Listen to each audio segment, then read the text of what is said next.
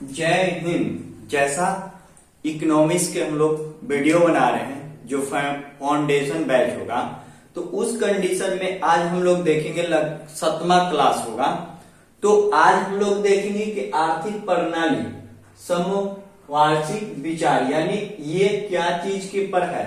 हम लोग देख लेते अर्थव्यवस्था के गैर अर्थव्यवस्था, मिश्रित अर्थव्यवस्था यानी कैसे कैसे अर्थव्यवस्था। आज हम लोग देखेंगे अमेरिका के जो क्या चीज पे लागू यानी अमेरिका ने किस प्रकार के अपने विकसित देश को किया था। अब देखिए, अब हमारे पास में 3 सहमति पद है। एक वांशिक सहमति, विचित सहमति, सेंट्रोइड समिति माने सहमति। ये तीनों सहमति को हमें क्या करना है, पढ़ना है कि आखिर इन तीनों पर विचार किस प्रकार के था। और ये अर्थशास्त्री क्या बोले थे, ये बोले थे कि वांशिक सहमति के अमेरिका के अनुसार से शर्त दिया। जैसे क्या शर्त दिया कि विकासशील देश यानी विकासशील और विकास देश यानी विकासशील देश उसे कहते हैं जो विकास देश यानी जो विकास कर चुका है और जो विकास के चरम पर है। जैसे भारत विकासशील देश में आएगा, अमेरिका विकसित देश में आएगा। तो आप इस चीज को समझिए कि ये यही चीज को विकासशील देश में आर्थिक सुधार के संकट के लिए सुधार कैसे किया जाए। यानी अमेरिका का एक अर्थशास्त्री कि पूरे दुनिया में किस प्रकार के आर्थिक सुधार करने से उसकी देश की अर्थव्यवस्था ठीक होगी। तो आई होप समझे होंगे। तो अमेरिका में आर्थिक विकासशील देश ने निकलने के सुधार बताए कि देखो, तुम अगर गरीब हो ना किस कारण से हो।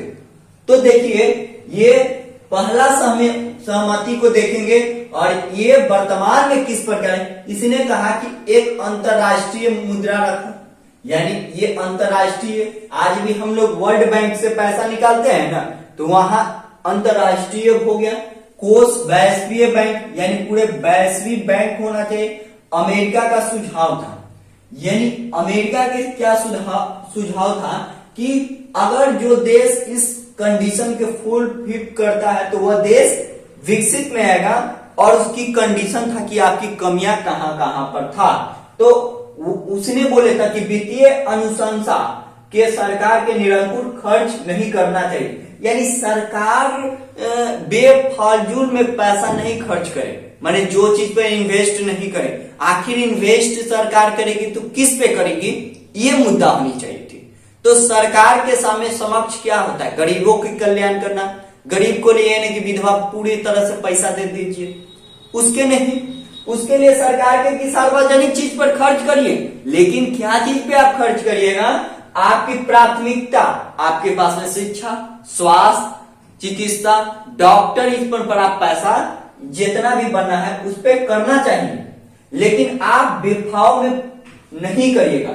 जैसे स्वास्थ्य, शिक्षा, मानव पूंजी, तेजी से इससे विकास होगा। अगर हम किसी व्यक्ति को शिक्षा देते हैं तो उसकी अगर तार्किक हम देते हैं तो आप क्या बताइए, क्या उसकी जीवन में परिवर्तन नहीं होगा। अगर मान के चले कि 4 किलो हम अनाज दे दिए तो 4 किलो अनाज के दिन उसका, लेकिन हम किसी को शिक्षा देंगे तो उसकी पूरी लाइफ सेट हो सकती है, तो वो दुष्ट चक्र से बच सकती है। तो आई होप समझे होंगे।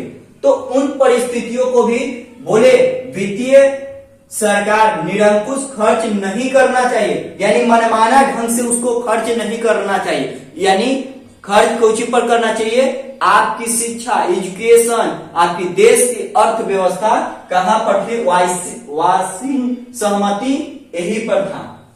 3 सार्वजनिक चीज। फिर टैक्स में आप सुधार करिए। टैक्स का मतलब क्या होगा, टैक्स में बहुत कम पैसा लगाइए। मैंने शिक्षा पर देखते हैं कि जीएसटी लगा दिया, यानी इतना नहीं लगा दीजिए कि किसी पर बोझ पड़ जाए, तो चोरी करेगा ना टैक्स। यही कारण है कि टैक्स बहुत कम लगाना चाहिए ताकि जनता को भी, टैक्स अच्छा चीज है। टैक्स से ही हमारे अर्थव्यवस्था, हमारे जितना भी सरकार की जितना भी काम देते हैं तो कोची से चलता है, टैक्स के पैसा से हमारे पास में रोड बनता है, इंफ्रास्ट्रक्चर बनता है, शिक्षा में स्वास्थ्य होता है। ये समझ क्या है, ये टैक्स देना चाहिए, हर एक व्यक्ति को टैक्स देना चाहिए। अर्थव्यवस्था के लिए ये मजबूत होगा। अगर बताइए कि इस तरह के, यानी टैक्स में भी सुधार करना चाहिए। ब्याज के मतलब उदारीकरण, उदारीकरण मतलब लाइसेंस। अब लाइसेंस की सुविधा कम करी, मतलब लाइसेंस जो लेना चाहते हैं उसकी सरल प्रक्रिया कर दीजिए, क्योंकि उसको मान के चले हम बिजनेस में जाने थे, उदारीकरण में कुछ करें, अब पता चलेगा कि 10 को लफड़ा है मुझे दुकान खोलने में, तो मैं सहमत हूंगा नहीं, असमर्थ हो जाऊंगा कि 10 को मुझे तो आता नहीं। तो उदारीकरण करिए, प्रत्यक्ष रूप से विदेशी का बढ़ावा अपने देश में दीजिए। क्यों दीजिए? ताकि वह आएगा तो आपके पास में है। यह वांशिक सहमति था।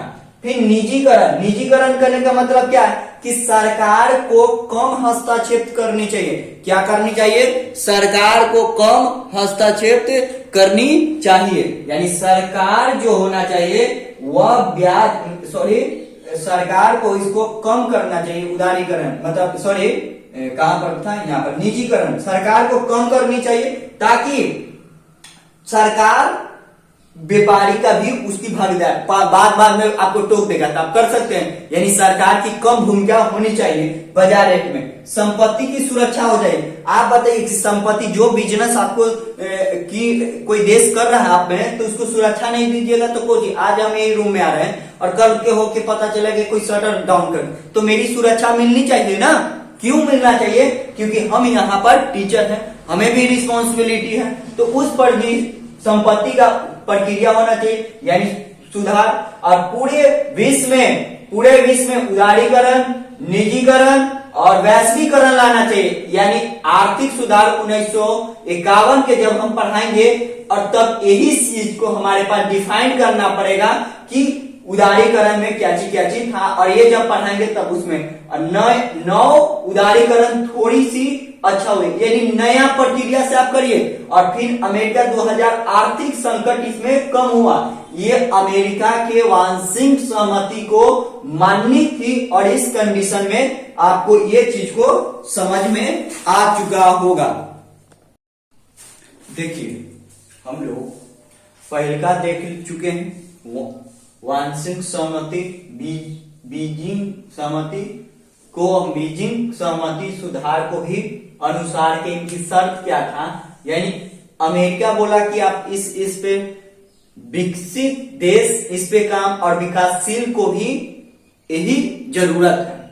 तो चीन ने क्या बोला कि आर्थिक सुधार उदय कब हुआ?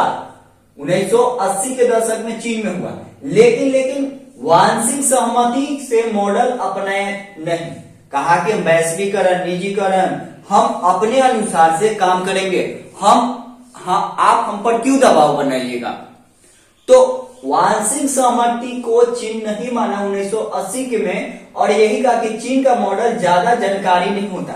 आज भी आप देखते होंगे कि चीन ऐसा एक देश है जिसमें सभी चीज को छुपाया जाता है। आप जान सकते हो उसकी प्राचीन काल की भूमिका क्या था।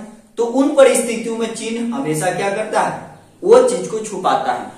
तो यही बात को, वांशिक सहमति को कौन नहीं माना कि निजीकरण, वैश्वीकरण, उदारीकरण को, ये सहमति के अंतरराष्ट्रीय बैंक को नहीं माना। ये कौन? चीन का ज्यादा मॉडल वह जानकारी नहीं, वह गुप्त रूप से बनाती है।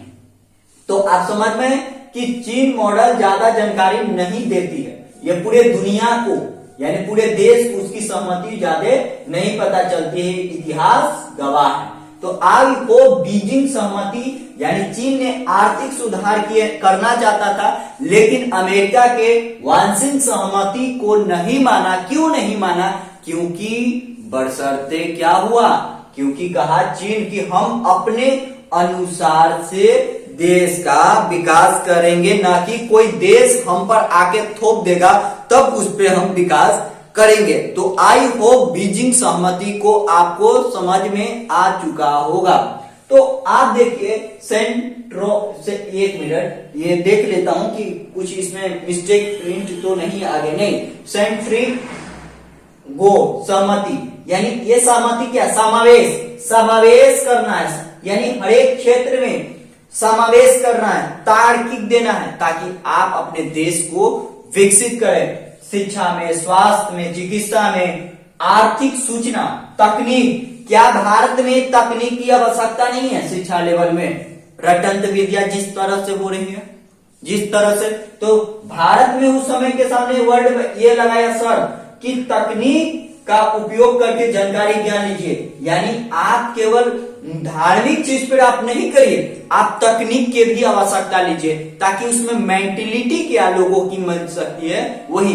यानी संसार का नियम है कि परिवर्तन ही है, यानी जब तक परिवर्तन आपकी नहीं होगा तो संसार परिवर्तन, हरेक क्षण, हरेक देश परिवर्तन की दिशा में। आप एक चीज पर सहमति नहीं, तो इसका यही बोला कि तकनीकी उपयोग।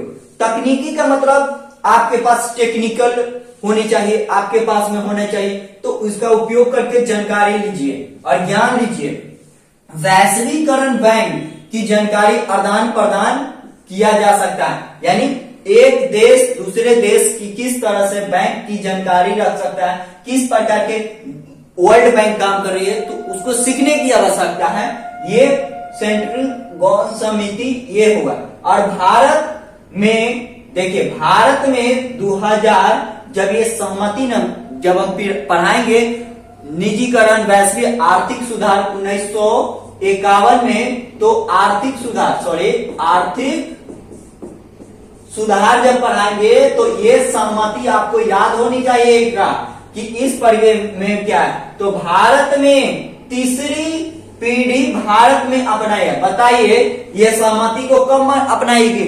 भारत में तीसरी पीढ़ी अपनाई गई कब? 2002 में। ये कभी भी प्रश्न नहीं आ सकता, बट एक तार्किक सोच होनी चाहिए, ताकि मेंटेलिटी को बता सकता है और आपकी तार्किक क्षमता को मजबूत करे। यानी बिना अतीत को जाने आप भविष्य को नहीं सुधार सकते हैं। ये अगर हम बोल रहे हैं तो आप इतिहास उठा लीजिए कि बिना आप अतीत को जाने वर्तमान को आप सही नहीं कर सकते। उसी तरह से हमें भारत की अर्थव्यवस्था को अतीत जानना पड़ेगा और तभी हम वर्तमान को सुधार कर सकते हैं। और भारत में 2002 में तीसरी पीढ़ी भारत में अपनाई, और कब अपनाई गई थी ये चीजों को? तो किस तरह से तकनीक के, शिक्षा के, स्वास्थ्य के अनेकों प्रावधान को भारत में इस तरह से प्राप्त। तो आई होप तीनों आप सहमतियों को समझे होंगे। एक तार्किक विषय में होगा। अगर वीडियो में कुछ कमियां पाया जाता है तो आप हमें कमेंट के द्वारा बताएंगे। अगर वीडियो अच्छा लगे तो लाइक शेयर दोस्तों में भी करेंगे। जय हिंद।